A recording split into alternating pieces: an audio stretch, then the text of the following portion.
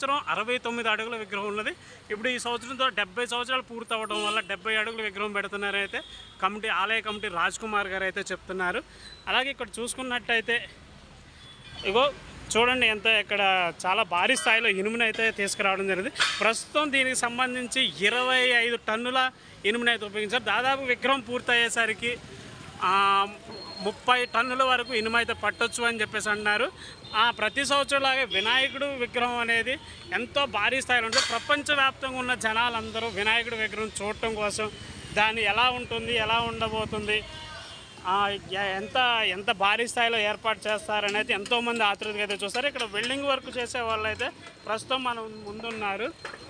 ఈ వినాయకుడి విగ్రహం అనేది 70 అడుగులు ఉండబోతుంది. ప్రతి సంవత్సరంలాగా ఇప్పుడు మొదటి తరం ఇప్పుడు దాదాపు ఇది ఏర్పాటు చేయబట్టి 3 తరాల వాళ్ళు అయితే ఆలయ కమిటీ సభ్యులుగా అయితే ఉన్నారు.